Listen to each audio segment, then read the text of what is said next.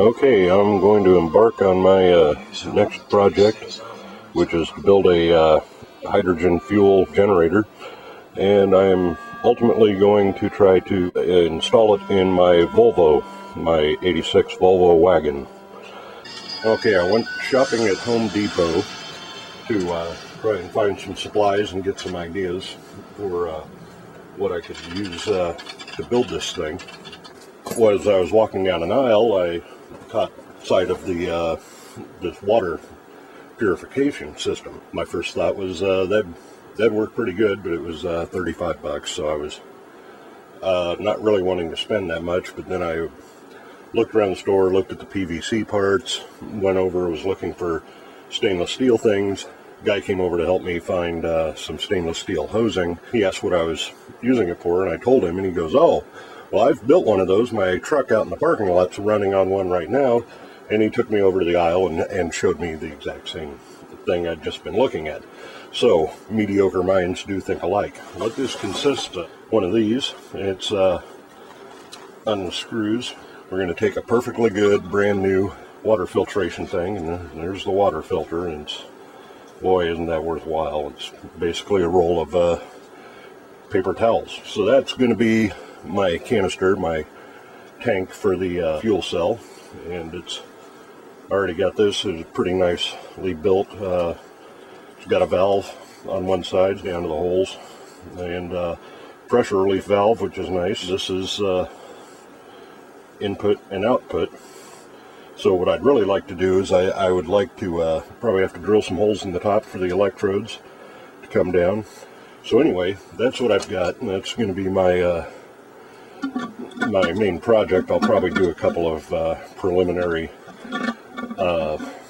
projects, to kind of get my practice down for actually building these things. I don't know yet if I'm going to use a plate design or the sideways plate design using the round, washers. It's important to use stainless steel, or I kind of like the helix designs, which is basically a coil going this way, or the Myers tube design, which should fit in there, I think. Or with this setup, I think I can use, try out a bunch of different things, and hopefully I won't have to drill through this acrylic case too much. So I also picked up some hose, 3/4 inch. I always like to pick up hose wherever I go, usually up on 6th Street, but got some hose there, and a couple of brass fittings, male and female, for coming in and going out of that thing. And so that's the start and going to be the basis for my my project. I told myself I wasn't going to do any more projects. This thing also comes with a nice fat piece of wire, I assume, to ground it to something. More fittings and stuff for connecting to hoses and the regular plumbing things. But I got those because I wanted a few extras for flexibility. More of that kind of thing, the clamps for holding. There's the holder for the thing, and I could probably use that to physically mount it in my car when I actually get around to mounting it in the car. I can mount that, I think, on the firewall or inside under the hood. I'm using my Volvo for this. For one reason, the car only cost me $150, and it's pretty hard to fuck up a Volvo. And there's a nice space under the hood.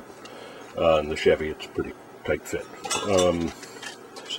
And I obviously have to go buy some more stuff. Finding stainless steel is a little bit of a job, but I really want to use the coiled helix design, just because that sounds neat to me. There's also the stainless steel water supply tubing you use to hook up your washing machine or faucet or something. That I thought that might be a neat thing to coil around. You need two of them in a helix. You can't have them touching. Coil around in there, and then maybe use the fact that they're a hollow tube to maybe have the coolant circulation within it.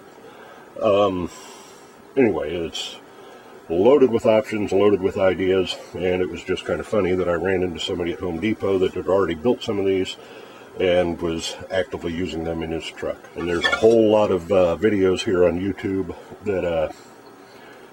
that show you how to build these things, and they show different people's designs, and it's all really interesting stuff. But I really think that now's the time to fight the power. Funny that we don't really start thinking about this until we're paying $4 a gallon for gas. But, you know, this is stuff we should have been doing 20 and 30 years ago. In fact, some people were doing it, and the government and the oil companies, and whatever the difference is, didn't like it.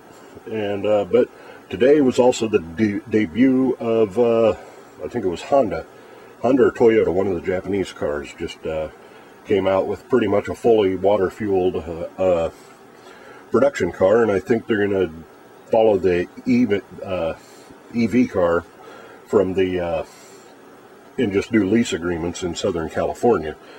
And you could learn up on that. The e-car from a few years back, you can find a movie probably here on YouTube and on Google videos called Who Killed the Electric Car? And it's a documentary about, well, you just have to go watch it and see, and you'll see what sort of resistance there's really been to these sort of technologies and alternate fuel technologies. I should point out that I'm not really expecting this thing to run my car entirely off of hydrogen, because there's just no way this would produce that much. But it'll be an assist. I'll basically have a hose coming out and going into the carburetor or into the air intake.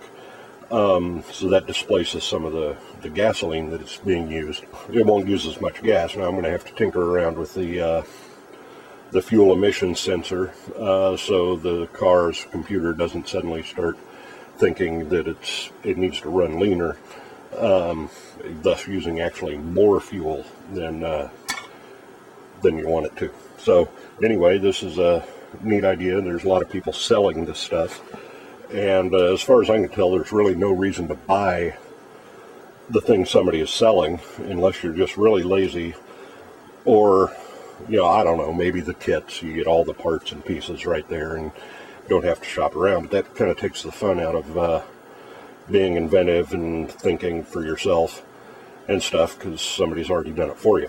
But anyway, you know, most of those kits I really haven't been all that impressed with, but they might be convenient for somebody. It's just, for me, I'm always the do-it-yourself type guy, so I always want to do it everything. Anyway, there's several different types and sizes of these things. I settled on this one, basically because it was the cheapest one, but they had some that were considerably larger. And if this works out, I might go for one of those. Anyway, so that's it, and I will keep making videos showing my progress, because that's what I like about some of the other people's videos making these things, is that that they show their progress, and some of them show their failures, and others show their successes, and some people show actual disasters, like their entire hydrogen plant blowing up, which is fun too. There you have it. I suggest that you go check this stuff out for yourself, and I think it's important that we start learning to live off the grid and to get out from under the thumb of the oil companies, and in general start doing things for ourselves, because that's what we should have been doing all along anyway. We pay dearly for convenience, and that's it. I'll keep you all updated as I go.